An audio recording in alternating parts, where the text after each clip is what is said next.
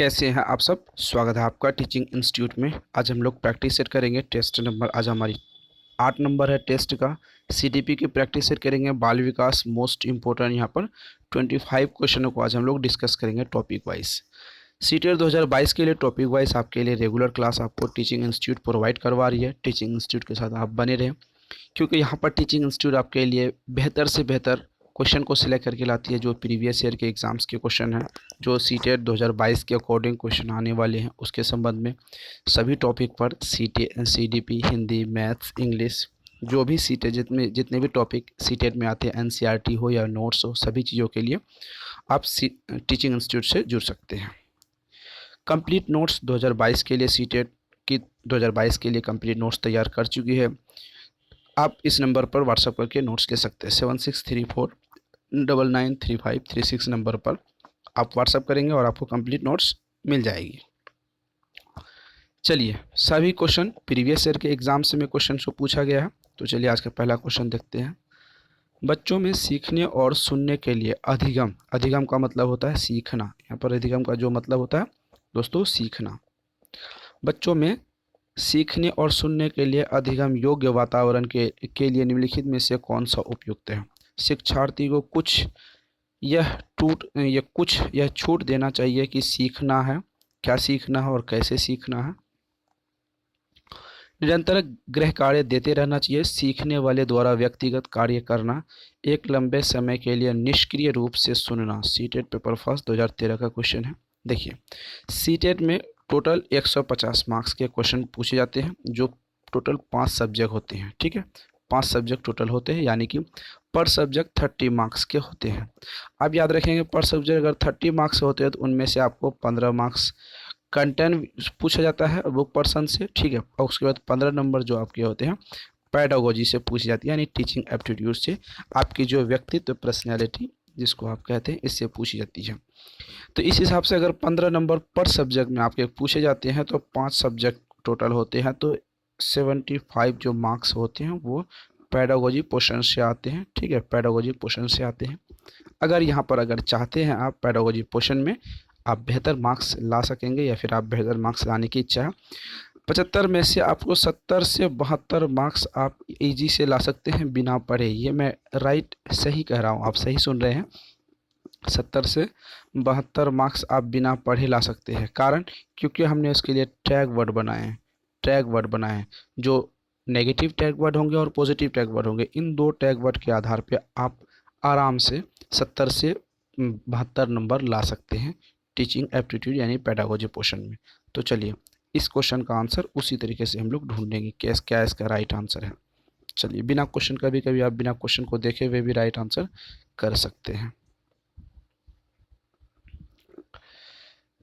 सवाल क्या है छोड़ दीजिए। निरंतर गृह कार्य। निरंतर का मतलब होता है लगातार। लगातार का मतलब अगर होता है बच्चे को आप कोई चीज़ लगातार एक कार्य नहीं दे सकते, ये नेगेटिव टैग वर्ड की गिनती में आती है। ठीक है, ये गलत हो जाएगा। सीखने वाले द्वारा व्यक्तिगत कार्य करना।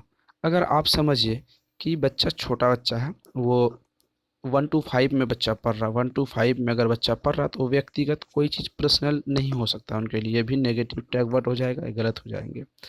लंबे समय के लिए निष्क्रिय। देखिए, यहाँ पर सक्रिय जो होती है, एक्टिवनेस जो होती है वो सक्रिय होती है जी। ठीक है, एक्टिव होती है। एक्टिव का मतलब होता है सक्रिय। सक्रिय एक पॉजिटिव वर्ड है। एक निष्क्रिय है, यहाँ पर डीएक्टिवेट की बात हो रही है, डीएक्टिव की बात हो रही है। तो यहाँ पर डीएक्टिवेट है, ये भी नेगेटिव टैग वर्ड है, ये भी गलत हो जाएंगे। तो ऑप्शन नंबर क्या गलत हो जाएंगे? निष्क्रिय गलत, व्यक्तिगत गलत, निरंतर गलत, यानी कि ये तीनों चीज़ें गलत हो जाएंगी। तो राइट आंसर क्या होगा, ये भी बात करते हैं। विद्यार्थियों को छूट देना चाहिए। यहाँ पर आप जो पढ़ाई पढ़ रहे हैं, जो अभी तैयारी कर रहे हैं, वो चाइल्ड सेंटर्ड एजुकेशन की बात हो रही है, यानी कि बच्चे अपने मन से जो सीखते हैं उसके संबंध में हम लोग बात कर रहे हैं। तो बच्चे जो सीखते हैं उसके संबंध में अगर बात करें तो बच्चे को छूट देना एक पॉजिटिव टैग वर्ड होती है। ठीक है, वो क्या सीखना चाहता है और कैसे सीखना चाहता है, ये भी पॉजिटिव वाली बात हो जाती है, ये भी पॉजिटिव टैग वर्ड है। तो बच्चे कैसे सीखेंगे ये उन पर छोड़ दीजिए। आपको हमने यहाँ पर बताया कि किस तरीके से आप नेगेटिव और पॉजिटिव के माध्यम से आंसर को चूज कर सकते हैं। चलिए, ठीक है, इसे कहते हैं टैग वर्ड। एक पीटी लेख, एक पेटी खेल शिक्षक क्रिकेट के लिए खेल खेल अपने शिक्षार्थियों के क्षेत्र रक्षण को सुधारना चाहता है। निम्नलिखित में से कौन सा युक्ति शिक्षार्थियों को अपना लक्ष्य प्राप्त करने में सर्वाधिक सहायक है? शिक्षार्थियों को क्षेत्र रक्षण का अधिक अभ्यास करवाना, बेहतर क्षेत्र रक्षण और सफलता की दर के पीछे तर्क को स्पष्ट करना, क्षेत्र रक्षण को प्रदर्शित करना और शिक्षार्थी अवलोकन करना, शिक्षार्थी को यह बताना कि क्षेत्र रक्षण सीखने के लिए किस प्रकार महत्वपूर्ण है। पेपर फर्स्ट 2013 का ये क्वेश्चन पूछा है। चलिए राइट आंसर बताइए, आपके हिसाब से यहाँ पर क्या राइट आंसर होगा। तो यहाँ पर राइट आंसर क्या होगा इसके बारे में बात कर लेंगे। ऑप्शन नंबर ए हो जाएगा। शिक्षार्थी यानी जो पढ़ रहे हैं उसके बारे में क्षेत्र रक्षण का अधिक अभ्यास करवाना, तभी इसका राइट आंसर हो पाएगा। विद्यालय से विद्यार्थियों का भाग जाने का कारण क्या है? आपके क्लास में एक बच्चा है जो लगातार, कई बच्चे आपके कक्षा में जो लगातार विद्यालय से वो भाग जाते हैं। उसके भागने का कारण यहाँ पर क्या है? विद्यार्थियों में अध्ययन में रुचि का अभाव, कक्षा शिक्षण में रुचि का अभाव, विद्यार्थियों को दंड नहीं देना, समस्या के प्रति शिक्षकों की निर्दय अभिवृत्ति। यूपी टेट पेपर सेकंड 2011 का क्वेश्चन है। कितना सिंपल क्वेश्चन याद रखेंगे। आपके कक्षा से एक विद्यार्थी है, वो कई विद्यार्थी लगातार भाग जाते हैं। आपके रुचि का अभाव ये भी हो सकता है, ऐसा नहीं कि ये नहीं होगा। शिक्षण रुचि का अभाव ये भी हो सकता है, ये भी हो सकता है। सी टेट में ये दोनों तो होगा। दंड ये नहीं होगा, बिल्कुल गलत। सबसे इम्पोर्टेंट चीज़ें क्या है यहाँ पर? समस्या के प्रति। आप यहाँ पर देखिए, ये दोनों ऑप्शन सही हो सकते हैं, लेकिन बेस्ट ऑप्शन डी नंबर है। कारण विद्यार्थी आपके कक्षा से भाग रहे हैं, ठीक है, आपके पास एक समस्या है, समस्या के प्रति शिक्षक निर्दयी अभिवृत्ति करता है, मतलब आप उस पर ध्यान ही नहीं दे रहे हैं क्यों भाग रहे हैं। अगर बच्चे आज भागे गए हैं, कल भागे थे, तो आज क्यों भागे, इसके बारे में अगर आप सोचेंगे, समझेंगे, समस्या सही कर देंगे, तो बच्चे बिल्कुल भी नहीं भागने वाले हैं, याद रखेंगे। जब एक विद्यार्थी असफल होता है तो समझा जाता है यह व्यक्तित्व असफलता है, शिक्षक असफल है, पद्धति असफल है, पाठ्य पुस्तकें असफल है। पेपर सेकंड 2011 का क्वेश्चन है। हमने आपको लेक्चर क्लास जब बताया था तो वहाँ पर आपको बताया था जब एक विद्यार्थी असफल होता है तो इसका मतलब ये नहीं कि उस विद्यार्थी असफल होता है। यहाँ पर उसकी जो संस्था होती है, व्यक्तित्व नहीं संस्था होती है, वो असफल है। कैसे, याद रखेंगे। एक शिक्षक असफल है, अगर आप उस तरीके से बेहतर ढंग से उसे आप नहीं समझा पा रहे हैं, आप उसे पढ़ा नहीं पा रहे हैं। बच्चे तो बच्चे हैं, वे गलती करेंगे, यानी वे पढ़ेंगे ही नहीं। वो आप उसे कैसे पढ़ाना, आपको सोचना। खेल माध्यम से पढ़ाइए, प्यार से पढ़ाइए, कॉमेडी करके पढ़ाइए, मनोरंजन करके पढ़ाइए, रास्ते जैसे हो, बच्चे को सिर्फ आपको पढ़ाने होंगे। तो एक शिक्षक असफल है, याद रखेंगे। बच्चों की जिज्ञासा शांत करनी चाहिए। जब विद्यार्थी फुर्सत में हो, जब शिक्षक फुर्सत में हो, कुछ समय के पश्चात तत्काल जब विद्यार्थी द्वारा जिज्ञासा की गई। यूकेटेड 2011 का क्वेश्चन है। विद्यार्थी की क्यूरियोसिटी जो शांत कब हो करनी चाहिए? तत्काल जब विद्यार्थी द्वारा जिज्ञासा की गई हो, या कुछ समय बाद शिक्षक फुर्सत में हो, विद्यार्थी फुर्सत में हो। आपके सामने ऑप्शन है, राइट आंसर बताने हैं। बिना सोचे समझे आपको राइट आंसर यहाँ पे तो करने होंगे। जब विद्यार्थी आपसे कुछ पूछ रहे हैं, यानी वो क्रिएटिविटी माइंड से पूछ रहे हैं, यानी वो जिज्ञासा वाले विद्यार्थी हैं, ठीक है। तत्काल मतलब तुरंत उसकी विद्यार्थी की जिज्ञासा शांत करनी चाहिए, तुरंत उसके सवालों का आपको जवाब देनी चाहिए। बच्चे किस प्रकार सीखते हैं? परिचर्चा करके, पुस्तकें पढ़कर, प्रश्न पूछकर, कई प्रकार से। यूकेटेड पेपर फर्स्ट 2011 का क्वेश्चन है। बच्चे किस प्रकार से सीखते हैं, ये सवाल आपसे पूछा गया। बच्चे चर्चा करके भी सीखते हैं, पुस्तक पढ़ के भी सीखते हैं, प्रश्न पूछ कर भी सीखते हैं, अनुकरण के माध्यम से भी सीखते हैं, देखकर भी सीखते हैं, कर लर्निंग बाय डूइंग, कर भी सीख सकते हैं, सलाह लेकर सीख सकते हैं। तो मतलब है तो कई प्रकार से। Option number D right answer. बिना पूछे ऐसे सवाल का जवाब आसानी से दे पाएंगे। नवीन ज्ञान की प्राप्ति होती है रटने के द्वारा, ज्ञान हस्तांतरण के द्वारा, अनुभव द्वारा, नवीन अर्थ ढूंढने के द्वारा। इनमें से कोई नहीं। हरियाणा टेट पेपर फर्स्ट 2011 का क्वेश्चन है। नवीन ज्ञान मतलब होता है नया कुछ सीखना, नया कुछ सीखना। कैसे प्राप्त होता है? रट कर? बिल्कुल भी नहीं, रटना एक नेगेटिव टैग वर्ड, आपको पता है ना। ज्ञान स्थानांतरण के द्वारा। क्या हो सकता है यहाँ पर? चलिए राइट आंसर ऑप्शन नंबर, देखिए हम आपको बता दें, ऑप्शन नंबर ए गलत होगा, तो ऑप्शन नंबर बी एंड सी ये दोनों में टकराव है। आप यहाँ पर बताइए क्या रहा, इससे बेहतर क्या हो जाएगा? नया ज्ञान कैसे सीख सकते हैं? देखिए सबसे पहले आप अनुभव करेंगे, उसके बाद नया अर्थ ढूंढेंगे, ढूंढने के द्वारा तभी तो आपके राइट आंसर होंगे। नवीन ज्ञान, नया अर्थ ढूंढेंगे, नया अर्थ ढूंढने के बाद उसको नया अनुभव द्वारा नवीन अर्थ को ढूंढेंगे, तभी उसके बारे में बेहतर ज्ञान हासिल कर सकते हैं। निम्नलिखित में से कौन सा छात्र के पलायन का कारण नहीं है? अध्यापक के पक्षपात पूर्ण व्यवहार करना, अभिरुचि, विद्यालय की पाठ्यक्रम, बहुत अधिक गृह कार्य, बहुत अधिक छुट्टियां। पे हरियाणा टेट पेपर फर्स्ट 2011 का क्वेश्चन है। यहाँ पे सवाल पूछा विद्यार्थियों के पलायन, यानी विद्यार्थी आपकी कक्षा को, आपके विद्यालय को छोड़कर जाने का जो कारण है वो नहीं है। आप अगर छुट्टी बहुत सारा अधिक छुट्टी होगा तो ऐसा थोड़ी होगा, ये गलत कारण है। बाकी ये सभी कारण हैं, ऑप्शन ए बी सी ये सभी सही हैं, कारण है, ये गलत है तो गलत वाले को हम सही करेंगे। नेगेटिव टाइप के क्वेश्चन है।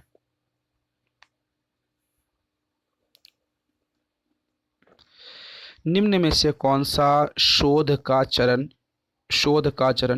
को आत्म क्रियात्मक अनुसंधान बनाता है? सामान्यीकरण, प्रोग्राम का क्रियान्वयन एवं अंतिम मूल्यांकन, शोध आकल्प का परिवर्तन, कठोर होना, उपकल्पनाओं का निर्माण। राजस्थान पेपर सेकंड 2012 का क्वेश्चन है। राइट आंसर बताइए। शोध का चरण शोध, ठीक है। क्रियान्वयन अनुसंधान, अनुसंधान जब प्रोग्राम हो, क्रियान्वयन हो, अंतिम मूल्यांकन हो। अंतिम मूल्यांकन कहाँ होती है? हो सकती है अनुसंधान में हो सकती है, क्योंकि फाइनल जो डिसीजन होती है वो इंस्टीट्यूशन में ही होती है ना। अंतिम अनुसंधान, ऑप्शन नंबर बी। सोचने क्या है इसमें। निम्नलिखित में से कौन सी समस्या क्रियात्मक अनुसंधान के लिए उपयुक्त नहीं है, यानी कि नेगेटिव वाले क्वेश्चन गलत है? क्वेश्चन क्या है? गलत है। गलत है तो तीन ऑप्शन सही हो जाएंगे।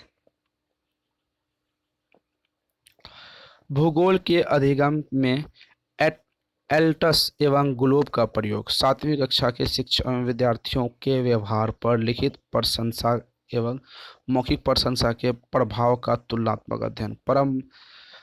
परंपरागत विधि के ऊपर कंप्यूटर सहायतित अनुदेशन का अभाव। हिंदी में पाँचवीं कक्षा के विद्यार्थियों के लेख में सुधार। Rajasthan paper second 2012। Right answer आपके पास।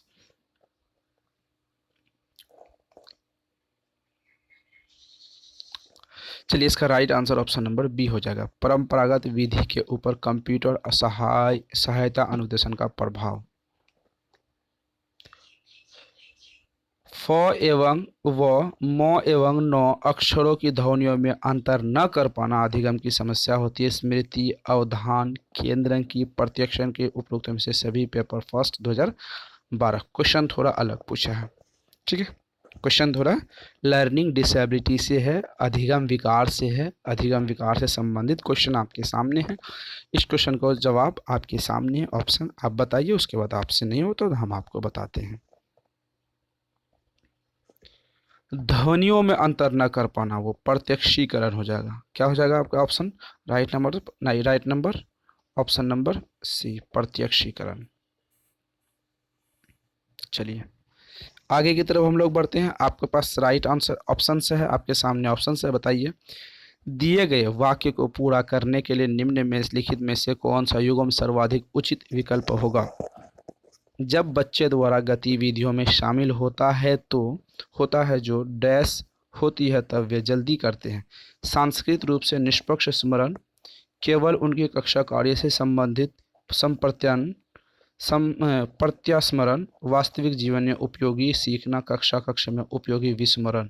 Paper second CTET 2013। चलिए इस क्वेश्चन का राइट आंसर कैसे ढूंढेंगे? पॉजिटिव टैग वर्ड से एंड नेगेटिव टैग वर्ड से, ठीक है। ढूंढ पाएंगे? हाँ।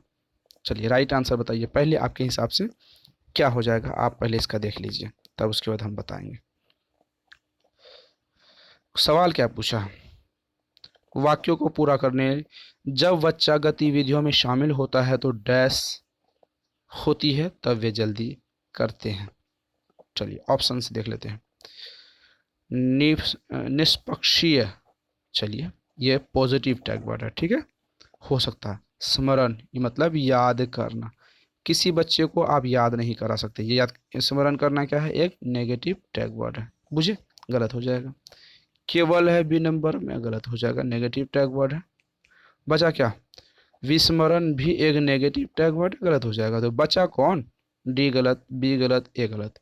वास्तविक जीवन से बच्चे को जो चीज़ हम जोड़ते हैं वे जल्दी सीखते हैं, उपयोगी होता है एवं सीखना होता है। ऑप्शन नंबर सी, सुपर, बेहतर, क्लास। चलिए, यदि एक शिक्षार्थी कक्षा में निश्चित लक्ष्य को प्राप्त करने में असफल होता है तो यह प्रदर्शित करता है माता पिता की असफलता, शिक्षक की असफलता, विद्यालय की असफलता, कक्षा की असफलता। Paper second, Haryana TET 2013। अभी हमने इसी टॉपिक से सेम यही क्वेश्चनों का डिस्कस ऊपर वाले क्वेश्चन में किया, क्या होती है, ठीक है। निश्चित लक्ष्य को प्राप्त करने में असफल होती है तो क्या होती है यहाँ पर, विद्यालय, ठीक है। कौन असफल होता है, विद्यालय। विद्यालय में जो शिक्षक हैं, आप, हम और बहुत सारे हमारे जैसे विद्यार्थी विद्यालय में जो पढ़ाते हैं वे बच्चे को समझ नहीं पाए, यानी बच्चे की रुचि को नहीं समझ पाए, बच्चे किस रुचि से पढ़ना चाहते हैं, बच्चे क्या सोचना चाहते हैं, बच्चे उस संबंध में क्या जानकारी हासिल करना चाहते हैं, हम उसे पढ़ा नहीं पाए, हमारी गलती है। Option number C right answer.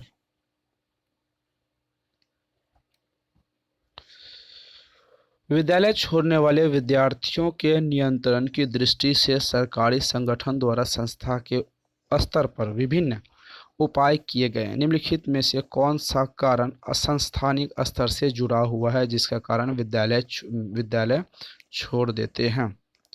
बच्चे भली भांति व्यवहार करने की आवश्यकता के प्रति अध्यापकों का संवेदनशील न होना, विद्यालय में श्यामपट्ट और शौचालय जैसी आधारभूत सेवाओं का अभाव होना, अध्यापकों का समयुक्त योग्यता वाला न होना तथा उन्हें कम आय देना।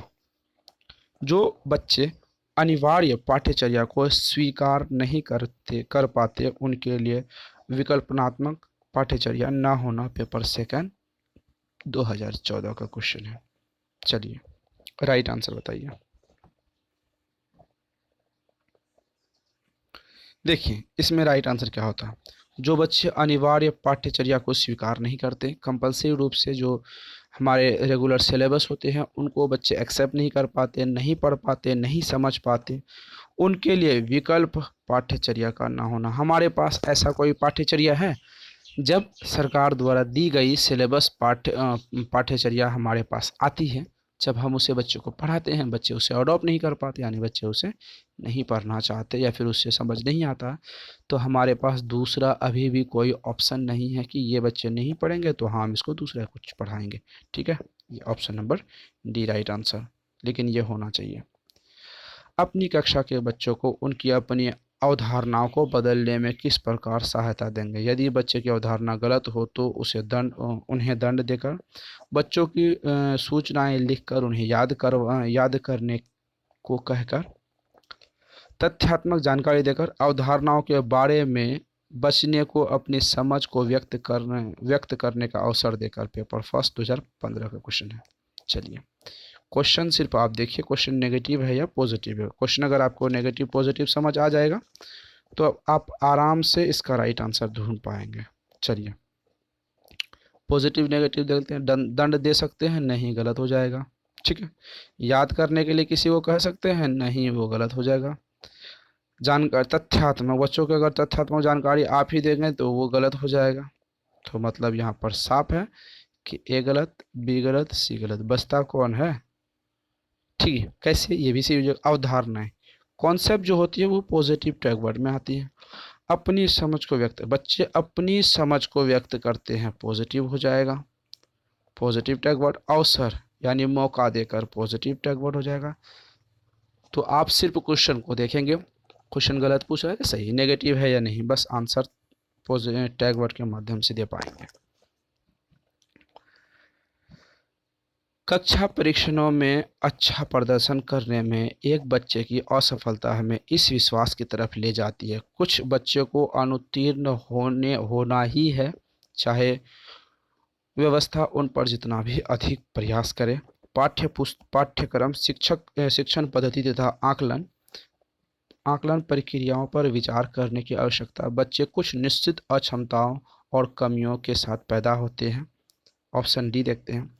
आकलन वस्तुनिष्ठ है तथा असफलताओं को स्पष्ट रूप से पहचानने के लिए इसका प्रयोग किया जा सकता है। Paper second 2015। चलिए राइट आंसर बताइए।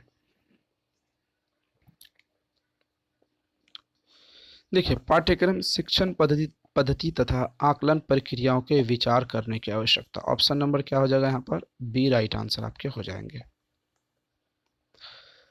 बच्चे किस प्रकार से सीखते हैं? नीचे दिए गए कथनों का इस प्रश्न के साथ विषय में सही नहीं है, मतलब नेगेटिव वाले क्वेश्चन, तो नेगेटिव वाले क्वेश्चन में गलत हो जाएंगे। ठीक है, क्वेश्चन ही गलत है। चलिए, बच्चे केवल कक्षा में सीखते हैं। बच्चे सीखते हैं क्योंकि वे वास्तविक रूप से प्रेरित हैं। बच्चे अनेक प्रकार से सीखते हैं। बच्चे तब सीखते हैं जब वे संज्ञानात्मक रूप से तैयार होते हैं। Paper first 2015 CTET.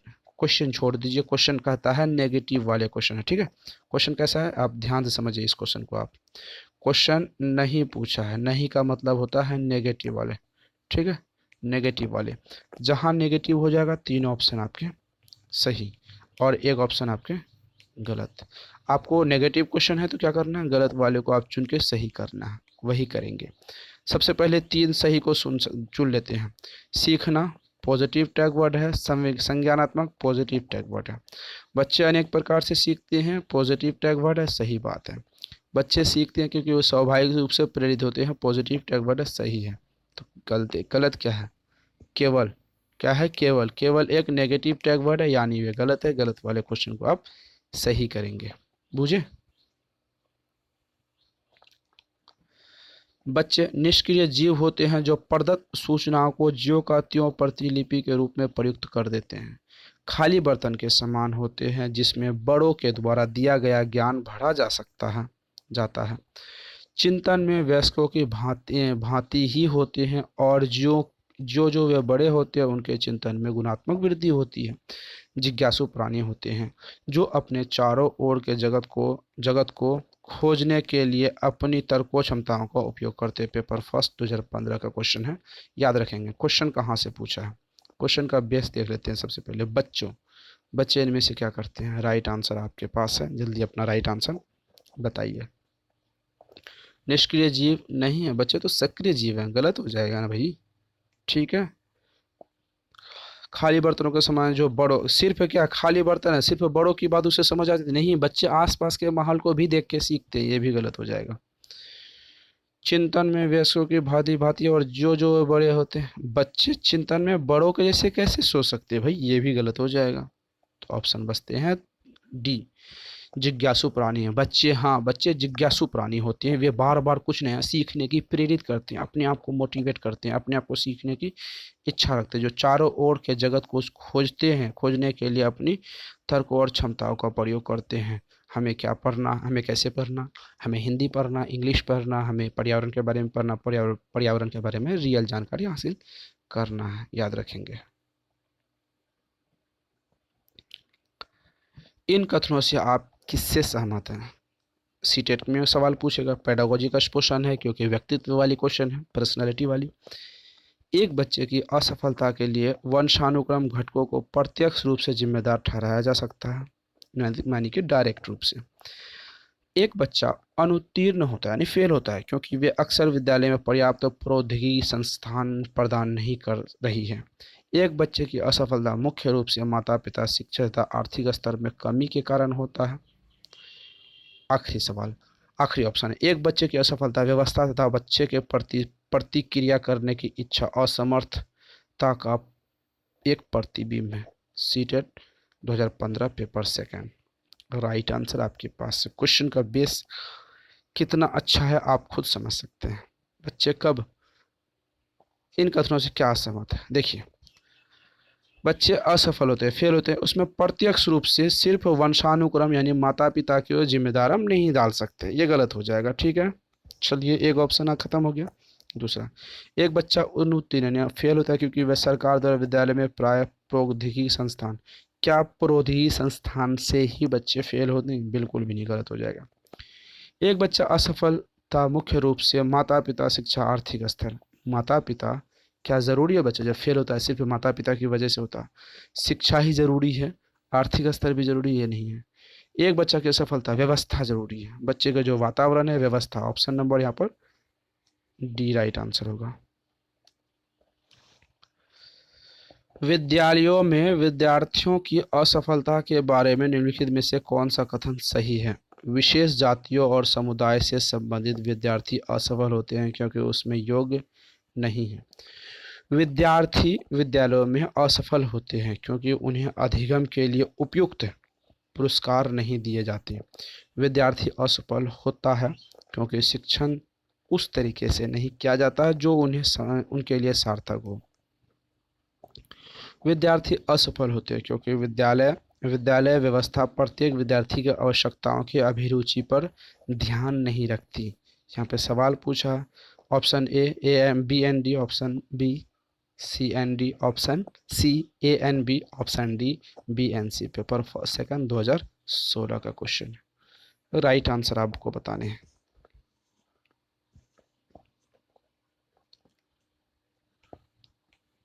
चलिए यहाँ देखते हैं 24 का क्या होगा, राइट आंसर बताइए।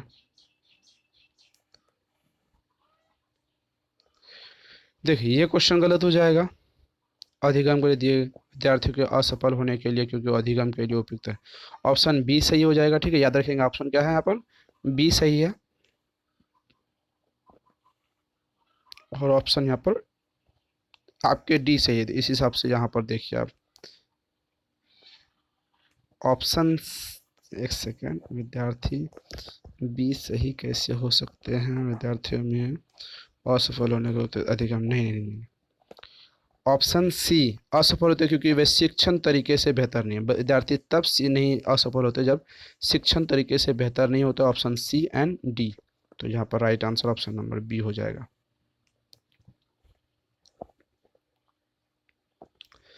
पहले से सीखे हुए कार्यों में सुधार लाने के लिए शिक्षक बच्चे को प्रदर्शन देखकर सिखा रहा है। वह शिक्षण डैश की विधि का प्रयोग है, अनुकरण, अवलोकन, संशोधन, प्रतिरूपण। सीटेट 2018 का पेपर सेकंड का क्वेश्चन है, राइट आंसर बताइए। ऑप्शन नंबर यहाँ पर डी राइट आंसर हो जाएगा, प्रतिरूपण का।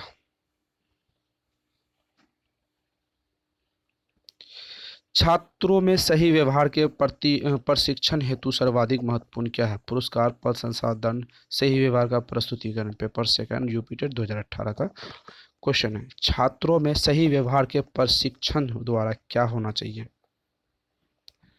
चलिए सिंपल राइट आंसर होगा यहाँ पर ऑप्शन नंबर डी, सही व्यवहार का प्रस्तुतिकरण। जब बच्चे को शाब्दिक या गैर शाब्दिक दंड देने का परिणाम होता है तो उन्हें कार्य करने के लिए प्रेरित करना, बच्चे की छवि की सुरक्षा करना, उनके अंकों का सुधार करना, उनके स्वयं के प्रति अवधारणाओं को नष्ट करना। क्या राइट आंसर होगा आपके हिसाब से? राइट आंसर पूछा है। देखिए अब शाब्दिक और गैर शाब्दिक दंड देने वाला परिणाम यानी क्वेश्चन ही नेगेटिव है। जब क्वेश्चन नेगेटिव है तो आंसर कहाँ से पॉजिटिव हो जाएगा? कोई आंसर भी नेगेटिव फॉर्म में आएंगे। एक बच्चा कक्षा में प्रायः प्रश्न पूछता है कि उचित रूप से इसका अर्थ है कि वह शरारती है, वह अधिक जिज्ञासु है, वह असामान्य, वह प्रतिभाशाली है। चलिए राइट आंसर बताइए क्या होगा राइट आंसर? एक बच्चा है प्रायः लगातार प्रश्न पूछता है, जब वो जिज्ञासु है, क्रिएटिविटी है उसके अंदर, तभी तो वो लगातार प्रश्न पूछता। Option number B right answer. बच्चों में सीखने और सुनने के लिए अधिगम योग्य वातावरण के लिए निम्नलिखित में से उपयुक्त है। शिक्षार्थी को यह छूट देना कि वे क्या सीखना चाहते हैं और कैसे सीखना चाहते हैं। वे लंबे समय से निष्क्रिय हैं, गृह कार्य निरंतर। सॉरी, ये क्वेश्चन तो हमने बात कर चुका है इस क्वेश्चनों पर। ठीक है, ये क्वेश्चनों पर तो हमने बात कर चुका है। तो क्या होगा, छूट देना। ऑप्शन नंबर यहाँ पर क्या हो जाएगा, बी राइट आंसर। शिक्षार्थियों को यह छूट देना कि वे क्या सीखते हैं और क्या सीखना चाहते हैं। ये तो हमने वहाँ पर बात कर चुके हैं पहले ही इस क्वेश्चन के बारे में। तो हमने मोस्ट इंपॉर्टेंट 25 क्वेश्चनों को डिस्कस किया, जिसमें से 20 क्वेश्चनों को आपको कवर करना है। आप टीचिंग इंस्टीट्यूट को सब्सक्राइब करके बेल आइकन को प्रेस करें, वीडियो को लाइक एंड शेयर जरूर करेंगे। सीटेट 2022 के लिए हमने व्हाट्सएप ग्रुप का लिंक बनाया है, इस वीडियो के डिस्क्रिप्शन बॉक्स में लिंक मिलेगी, वहाँ पर आप जाएंगे और व्हाट्सएप ग्रुप में जितने भी उसमें लिंक जुड़े, जिसमें जितने भी अभ्यर्थी जुड़े हैं, जितने भी छात्र जुड़े हैं, उससे आप डिस्कस कर सकते हैं। सीटेट 2022 के लिए बहुत सारे अभ्यर्थी वहाँ पर जुड़े हैं, जो भी अपने मन का जो डिस्कस करना चाहते हैं वे वहाँ पर आप कर सकते हैं। कंप्लीट नोट्स लेने के लिए 7634993536 नंबर पर आप व्हाट्सअप करके कंप्लीट नोट्स आप ले सकते हैं। कैसी इन्फॉर्मेशन लगी आपको ज़रूर बताइएगा। फिर मिलते हैं अगले वीडियो में, तब तक के लिए थैंक यू।